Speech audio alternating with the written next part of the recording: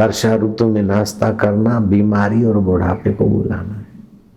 वर्षा ऋतु में 2 एकादशी करनी चाहिए। गृहस्थी वैसे आम दिनों में तो शुक्ल पक्ष की एकादशी करे चल जाएगा, लेकिन वर्षा ऋतु में दोनों एकादशी करनी चाहिए। लंघनम परम औषधम, उपवास बड़ा औषध है। जिसका शरीर पकड़ा रहता है, दर्द रहता है, वो उपवास करे और 25 से 30 तुलसी के पत्तों का रस अथवा तुलसी अर्क 15-20 ग्राम, 1 गिलास पानी और 1 नींबू निचो के डाल दे, पिए, ट्यूमर गायब होने लगेगा। काली मिर्च आती है वैसी दूसरी सफेद मिर्च आती है। सफेद मिर्च का पाउडर 2-3 मिर्च का वो डाल दो, कैसा भी ट्यूमर होगा गायब। ट्यूमर के लिए ऑपरेशन कराना बिल्कुल बेकार बात। मगज का ट्यूमर है, फलाना ट्यूमर है, ट्यूमर के बहुत केस हैं और खाम खा बेचारे सिर कटवाते हैं, खाम खा बेचारे शरीर कटवाते हैं। 20, 25, 30, 40 तुलसी के पत्तों का रस, 1 गिलास गुनगुना पानी, 1 नींबू, 2-3 काली मिर्च, नहीं सफेद मिर्च, सफेद नहीं मिले तो काली मिर्च, उसका पाउडर डाल दो, ट्यूमर कट जाएगा। ऑपरेशन करने की जरूरत नहीं। ब्रेन ट्यूमर हो गया, साइटिका में भी तो ट्यूमर का ही तो है खेल है। डॉक्टर गांठें हो जाती नाड़ियों में, नसें में, कुछ मावा खाते हैं, गुलाब जामुन खाते हैं, पेड़े खाते हैं, बर्फी खाते हैं, वो पचता नहीं, उसके कण आगे चल के ट्यूमर में काम आते। कैंसर की बीमारी भी ट्यूमर से होती।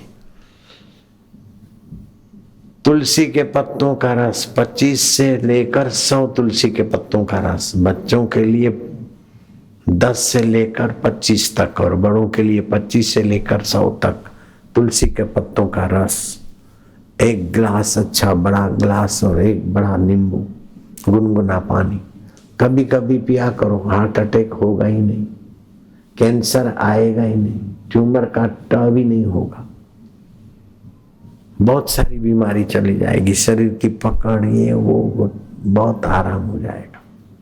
और वर्षा ऋतु में वायु प्रकोप की संभावना बढ़ जाती है। 250 ग्राम हरड़ ले लो, 250 ग्राम हरड़ में 25 ग्राम सेंधा नमक मिलाकर पाउडर करके रख दो, 3-4 ग्राम शाम को फाक लो, वायु प्रकोप से शांति मिलेगी, वर्षा ऋतु की बीमारियों से रक्षा होगी। पानी गर्म करके पीना चाहिए वर्षा ऋतु में। 1 लीटर पानी गर्म करके 1.25 लीटर कर लो।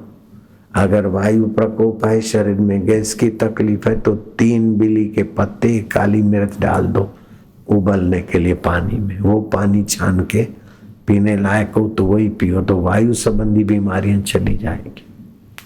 जिनकी आंखें जलती है, मासिक ज्यादा आता है, स्वभाव में क्रोध है अथवा पूरी फूंसियां होती है, चेहरे पर मुहासे आदि है, वे 1 लीटर पानी को आधा लीटर कर ले उबाल के, वो पानी पिए तो उनकी गर्मी संबंधी बीमारी और फूड़े फूंसियां और अधिक मासिक या पीड़ा से मासिक ये सब ठीक हो जाएगा।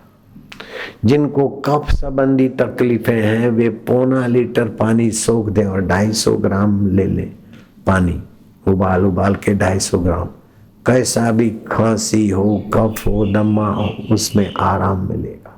लेकिन दमा केवल पानी से नहीं मिटेगा। अंग्रेजी दवाओं वालों को 10 लाख दे दो, दमा नहीं मिटा सकते। मेरे वैद्य के पास बूटी है, 1 महीने में दमा मिट जाता है। मेरे वैद्य से वो बूटी ले सकते हो, 1 महीने के अंदर दमा मिट जाता है। मोतियाबिंद का ऑपरेशन नहीं कराना, मेरे वैद्य के पास औषध है, वो 1 महीना 2-2 बूंदे डालो, मोतिया ऐसे ही कट जाएगा बिना ऑपरेशन के। जो कच्चे आम का अचार खाते अथवा और फालतू अचार खटाइयाँ खाते हैं और मच्छर काटते हैं, उनकी लीवर खराब होने की संभावना बढ़ जाती है। खट्टे आम का अचार नुकसान करता है। यहाँ राजमा और उड़द की दाल का बड़ा प्रचलन है, उससे बड़ी तबाही हुई। ट्यूमर की बीमारी और शरीर दुखना, शरीर पकड़ा रहना, ये तकलीफ चंडीगढ़ और आसपास के इलाकों में ज्यादा है। राजमा और उड़द की दाल स्वास्थ्य के लिए हवामान के अनुरूप नहीं है। राजमा को हाथ जोड़ो, मूंग की दाल खाओ छिलटे वाली, और 42 साल के बाद राजमा और उड़द की दाल और दालें दूर रहे। पाचन कमजोर हो जाता है। कमजोर पाचन में भारी चीज खाते हैं। 24 घंटों में लुकमान हकीम ने कहा, अगर तुमको स्वस्थ जीना है तो 24 घंटों में 49 तोले 450 ग्राम 449 ग्राम भोजन पर्याप्त है। इससे जो ज्यादा खाते हैं उनके भोजन की मशीन और वो पाचन तंत्र आदि जल्दी खराब होते और बूढ़े होते और जल्दी मरते। जो कम खाते हैं वो 132-38 साल तक जिए, ऐसे लोगों को मैं जानता हूँ। एक बाई थी, योग माया उसका नाम था, मुझे बहुत प्रेम करती थी।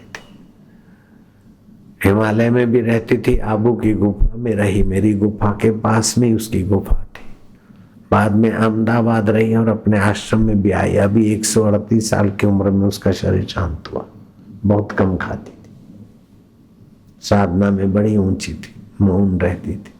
योग माया उसका नाम था, बंगाली शरीर था। कलकत्ते में उसके भाई का घर है। आबू में रहती थी, लाल गुफा में। मैं नल गुफा में रहता था। 150 मीटर का अंतर होगा, 200 मीटर का।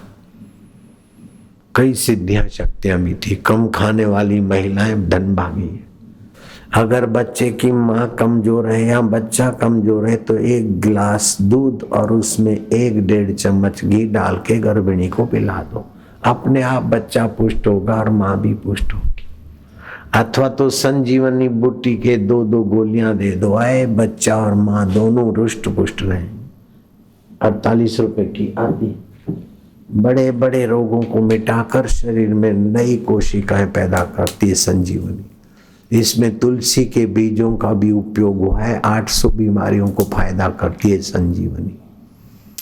हरिद्वार में 14 से 17 तारीख तक का मई महीने का कार्यक्रम था। एक साधु नहीं दिखा। मैंने युवक साधु से पूछा कि वो बूढ़े साधु क्यों नहीं दिखते हैं, यहाँ झोपड़े में रहते। बोले बाबा वो बीमार हो गए, हेमोग्लोबिन 6 हो गया, अभी अपने परिवार में रह रहे हैं बिहार में। मैं क्या साधु को परिवार में नहीं लौटना चाहिए? मैंने 4 गोली दी इसकी संजीवनी की। युवक साधु को बोला मैं क्या उनको 2 गोली देना और बोलना बापू याद कर रहे। रेल में चढ़ पड़ेंगे, दूसरे दिन 2 गोली देना, सुरक्षित ये लाएगी संजीवनी उनको। वो आ गए, फिर मैंने ये डब्बा दे दिया उनको। 2-3 दिन के बाद मैंने देखा तो पैर सूज गया था, क्या क्या बीमारी थी, 10 बार शौच जाना पड़ता था, उल्टी आ जाती थी, एकदम सुख लकड़ी हो गए। 8-10 दिन के अंदर तो सेवा कार्य करने लगे गंगा किनारे। वो अपना जहाँ झोपड़ी था उसका प्रांगण बुहारते हुए मैंने इन्हीं आंखों से उनको देखा। महीने की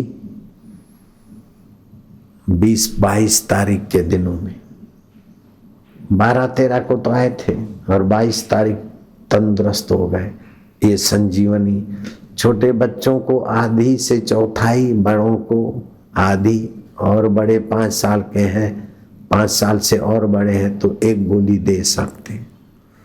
बड़े प्रभावशाली बच्चे बनेंगे। माइयाँ भी ले सकती है बुढ़ापा दूर करने के लिए, कई बीमारी दूर करने के लिए भाई भी ले सकते। मैं 2 गोली रोज लेता हूँ इस संजीवनी की। तो राजमा और उड़द की दाल से बचे। दूसरी एक न जाने क्या समाज की बड़े में बड़ी गलती है, न जाने किस मूर्खों ने ये रिवाज चलाया होगा चांदी पहनने का। चांदी की अंगूठी, चांदी के कड़े पहनते, वो अपने लिए अकाल मृत्यु बुलाते हैं। चांदी का तासीर ठंडा होता है, तो महिलाओं को चांदी की पायल पैर में पहनने से पैर की ठंडक गर्भाशय को मिले मासिक धर्म में, प्रसूति की पीड़ा में माइयों के लिए चांदी पैर में पहनना हितकारी है। लेकिन दूसरे लोग जब हाथ में चांदी पहनते हैं तो ऊपर की ठंडक नीचे जाती है, पैर ठंडे नहीं, पैर गर्म होने चाहिए, लेकिन चांदी पैरों में शिथिलता ला देती, विचारों में शिथिलता ला देती है, रोग प्रतिकारक शक्ति में शिथिलता ला देती है, बीमारी और बुद्धि में दब्बूपना ला देती है। चांदी भूल कर भी नहीं पहनना चाहिए।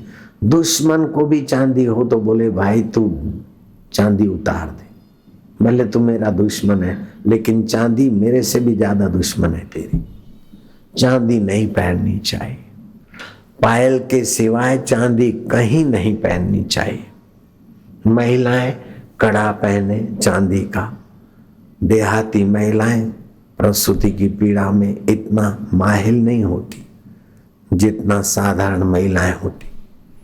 चांदी का कड़ा, प्योर चांदी, आजकल तो चांदी के नाम पर भी ऐसे ही कोई धातु, चांदी के वर्क लगी हुई मिठाई भूल कर भी नहीं खाना चाहिए। बैलों के आंतों का उपयोग होता है, असली चांदी के वर्क तो मिलना मुश्किल हो गए, लेकिन असली चांदी भी गंदे बैलों के आंतों के द्वारा पसार होती है। चांदी के वर्क वाली मिठाई कोई 100 रुपया दे और मिठाई मुफ्त में दे तो भी फेंक देना चाहिए, नहीं खाना चाहिए। और आजकल तो चांदी के बदले कोई सफेद धातु निकला है, मेटल, वो डालते हैं, वो नुकसान करेगा। चांदी वाले मिठाई भूल के भी न खाना। सोना और चांदी वाले जो बोलते हैं ना च्यवनप्राश, दूर से ही हाथ जोड़ना। अपने घर में ही च्यवनप्राश बना लो। 1 किलो आंवला धोकर कुकर में डाल दो, आधी सीटी बजे उतार दो, बीज निकाल दो, ठहरने के बाद उसका मावा बना लो, पेस्ट। 1 किलो शक्कर की चाशनी में उसको मिलाकर थोड़ा घी में या तेल में सेक दो। अब 1 किलो आंवले में से 2 किलो तुम्हारा सादा च्यवनप्राश बना। 10-12 ग्राम सुबह घोल बनाकर पी लो, ऐसे ही खा लो, बहुत फायदा मिलेगा। 1 किलो तो ऐसे रखो और 1 किलो में तुम मिर्च मसाला और लहसुन आदि जीरा वीरा का छोंक लगाकर उसे चटनी बना के रखो, भोजन के पहले चाटो, स्वास्थ्य अच्छा रहेगा। पानी पड़ने की बीमारी है तो उसी आंवले को उबाल के थोड़ा सुखा दिया, पाउडर कर दिया। 200 ग्राम आंवले का पाउडर, 200 ग्राम मिश्री, 400 ग्राम के मिश्रण में 80 ग्राम हल्दी मिलाकर रख दी। 10-12 ग्राम का बोल बनाओ। पानी पड़ने की बीमारी में आराम मिलेगा और चेहरे पे लाली आएगी। खून की कमी होगी तो खून भी बनने लगेगा। कई माताएं बहनें और कई भाई लोग खून की कमी से पीड़ित हैं। खून की कमी दूर करना है तो सूर्य के लाल किरण शरीर पर पड़े, लाल कोशिकाएं बने। दूसरा, भोजन के बाद टमाटे का जूस पिए, गाजर का जूस पिए, अंगूर का जूस पिए आधा घंटे के बाद, अथवा तो किशमिश का जूस पी ले रात को भिगाए, खून बना रहेगा। जिस नेत्र बिंदु ने मेरी आंखों की तकलीफें हटा दी और चश्मा हट गया, ऐसे नेत्र बिंदु बाजार में नहीं मिलते, आश्रम में ही बनते हैं और साधकों को फ्री में ही बंटते। आज तक एक भी नेत्र बिंदु बेचा नहीं है। 98 लाख बटे हैं कि करोड़ बटे हैं, पक्की संख्या नहीं है, लेकिन बहुत बटे हैं, बहुत लोगों को फायदा हुआ। घर में सुख शांति और बरकत लाने वाला ये स्वास्तिक निःशुल्क मिलेगा। ये घर में रहने से ऋण आयन बनेंगे, घन ऊर्जा बनेगी, घर वालों का स्वभाव प्रसन्न होगा। दुकान, ऑफिस आदि में रखोगे तो ग्राहक भी प्रसन्न होकर जाएंगे। मैं अपनी डेस्क पर 1-2 रखता हूँ, ये प्रसन्नता में मदद करते हैं। घर में अथवा तो अपने ऑफिस में रखने चाहिए। मेरे कमरे में भी है और यहाँ भी ये प्रसन्नता में मदद करते हैं। वास्तु दोष को निवृत्त करते, पितृ दोष को दूर करते हैं। 8 महीने तक इनका प्रभाव रहता है, फिर धीरे धीरे कम हो जाता है। और दही बड़ा खतरनाक दुश्मन है।